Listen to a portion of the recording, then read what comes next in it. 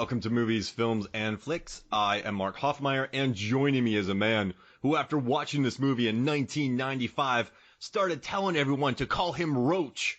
It's Norbert Morvan. Hey, call me Roach, baby. So, this nickname wasn't given to you. You told everyone. You loved Thomas Hayden Church's character so much in this movie that you had everyone call you Roach. Listen, man, a roach is a survivor. A roach is hardcore.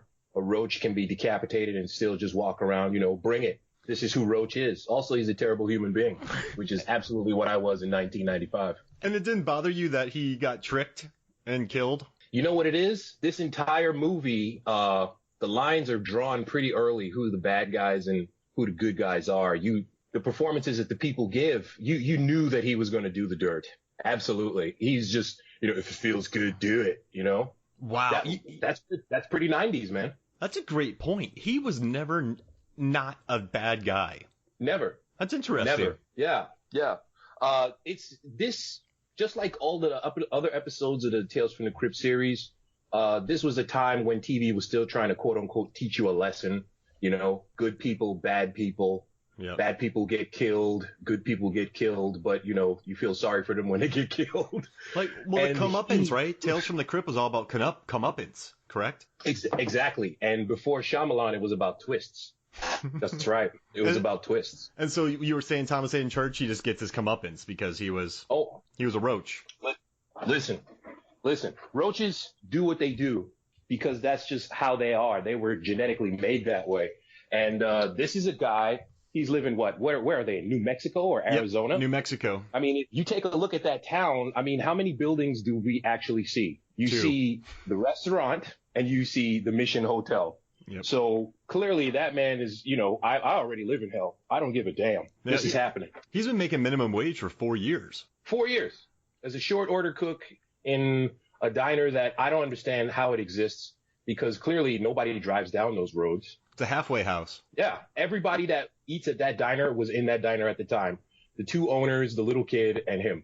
How the hell? It's like a Psycho-esque thing where the highway was built somewhere else, and then that town was just left. Clearly. Well, apparently, Dick Miller, his character, he drops the little hint that he used to own the mines, not even just work there. So it used to be a prosperous town, and like he said, the church became a hotel because, due to lack of interest. This movie sounds an awful lot like Eight-Legged Freaks with its mines. Eight-Legged Freaks. Those mines in Eight-Legged Freaks, so creepy. And it seems like it was exactly the same set designer, too, because, same dirt, same creepy lighting. Those are they're all built on sets. In Eight-Legged Freaks, they built the sets in a mall. And then in this one, what's pretty cool?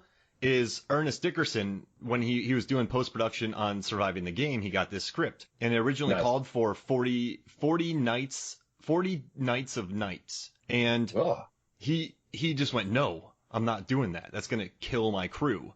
You watch the recent Game of Thrones. I think they did 8 weeks of nights, which is just stupid. I once did 2 weeks of nights, and I was a different human being after that. But he went, no. What were you doing? What? Oh, okay. I got you. Yeah, I was working on Goosebumps, and I did two that Jack Black. I did 2 weeks of nights on second unit, and that almost killed me. But this one, though, he's like, no. So they built it outside of California in a massive airplane hangar, and the majority $10 million budget, which is actually very impressive for this film, and they just built it inside of a massive hangar. So they built that hotel. That hotel had a second floor. They could get up and down. That whole thing was a working set. They built a massive working set inside of a hangar. And that's awesome. The crazy thing is pigeons got in. And so they would, during takes, they would shoot a shotgun in the air. And the pigeons would be quiet for a couple minutes. And then to get their lines in. And all of a sudden be like, the pigeons would start pigeoning again. Well, did they really need that shotgun? Or could they just have had Roach and Cordelia have more earth-shattering sex, because that hotel, it looks like it was just brick and steel, and it seems like there would be no way in hell that you could move anything around. But those two, they're just doing, woo, that kind of sex.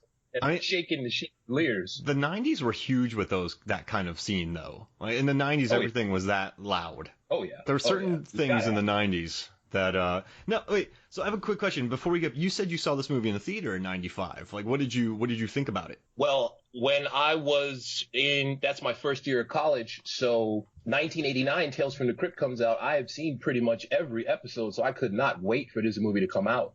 This one, and I even watched the other one, Bordello of Blood, that people hate. This movie's incredible, man. When you're a kid and it's the late 80s, early 90s, we still don't have the internet. The only internet that exists was that Matthew Broderick put the receiver on the cradle War Games green screen internet, so you're not, it's not about 56K modem or anything. So, you're going to watch Tales from the Crypt. You're going to see murder. You're going to see boobies. I was all about it. What's funny is on the there's two commentaries on these. And it was all the special effects guys on the commentary. I think Shout Factory did a special edition, and that's exactly what the guys said working on it. They're like, yeah, Tales from the Crypt had two things in it. And they're like, yeah, what exactly like you just said. It's kind of funny that the first thing, and also during the first scene of this movie, they filmed it with the lady who killed her husband. It was a spoof, yeah. Yeah, one of the guys though, he goes, and we're at the producer's house. Which, he's like, I just had such a funny laugh on that. And then the scene with Dick Miller later on with Uncle Willie, he's like, oh, we're back at the producer's office. So I really thought that was funny, him making that joke about that. Dude, they established in the very first episode of Tales from the Crypt that it's murder intense because, as a matter of fact, Bill Sadler, he's in the first episode of Tales from the Crypt. And he plays a vigilante who loses his job as an executioner. He pulls the switch for the electric chair. And then he just decides to become Bill Sadler, a.k.a. the Punisher. And he electrocutes all of the guys who get off of crimes due to technicalities. And what's his favorite place to hang out after he kills somebody? Strip club. Wow. Yeah. So, this movie it pretty much delivered, because I had never watched Tales from the Crypt. So this movie pretty much delivered what fans wanted, correct? Totally, man. Between Bill Sadler was in 2 episodes of the series, and Billy Zane, he was in an episode with Martin Sheen. Wow. Yeah. Yeah, go ahead. Oh, no, sorry. Oh, no, I was just going to jump on you there. Sorry, I was going to, me, I interrupt, my bad. But enjoy yourself. I got that, I was part of Columbia House, and I got this VHS when I was 14. Nice. It was awesome. Quick sidebar. Did you ever pay? Columbia House. You get I did. I did it honestly. So I would get the movies and then I would buy the 4. You know me, man. I had to do that. Good man. What I liked about this movie is even watching it again, probably after 15 years at least, there's a lot of visuals that were burnt in my memory from this. There are, the blood droplets on the doors, right? Yeah. The ghouls. Billy Zane, Thomas Hayden Church spitting on the monsters, that CC Pounder getting her arm ripped off, the Aliens-esque scene where they pull off the grenades. Like a lot of those, I don't know what it is about this movie, and I know critics weren't really in love with it, but there's something about it where I think the characters have enough personality, and then there's enough scenes that are really weird. Like, this is a weird movie, and I think it has helped it age well. Also, I think the practical sets in the film, just Dickerson's decision to film all in a studio, and then everything was done in camera. So this movie, I'm not calling it The Thing, but I just think it's aged well because of the practical effects. Filter doesn't help. Hey man, nice shot. But other than that, I think once it gets into the what Joe Bob Briggs calls it, spam in a can or something like that. Spam in a can. It becomes, it's fun. And this movie, if you take out the bumpers at either end, it's like an 80-minute movie. It's just a horror. It's just a straight up horror movie. And actually, it was one of the Tales from the Crypt things, one of the few Tales from the Crypt properties that actually was not based on any of the old comics that were made by games. So there were comics that became the TV show. It started because it's all Warner Brothers, Yeah. HBO is Warner Brothers, even though this is a Universal Pictures thing. So they just took the old EC horror comics. These comics were so gory, apparently. Kids are smoking reefer and reading these comics, and then they're stealing candy from the local shop. It's madness, They were really protesting these. So Tales from the Crypt comes from that. Creep Show 1 and 2 comes from those old comics. There's a big history of horror comics that the series takes from. But this was actually just a script.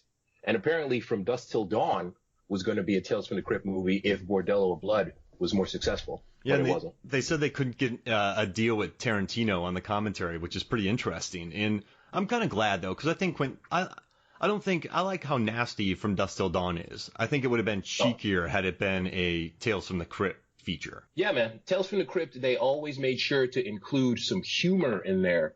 And that's why even this movie, as gross as it is, it's got a lot of little funny parts, man. When you find out that Charles Fleischer, his character, the mailman, Charlie actually was stealing the mail and he was going to murder everybody. You know what I'm saying? That was topical at the time because that's when, the postal service dudes were just going around shooting people out of frustration. Going postal. Going postal, exactly. And, so they had a lot of little things. And I think Billy Zane, what's pretty interesting is Billy Zane stuck to most of the script, which I thought was very interesting, but he just added his own take to the dialogue. Now he did like the thing about the red, what's the line that he says when he... He's like, sorry, this redneck, how do you do? I love that scene. That's great. So that was all improv, but a lot of the stuff he did was just making the script more interesting. And actually, he took, that sponge that was in his mouth when Roach wiped it off.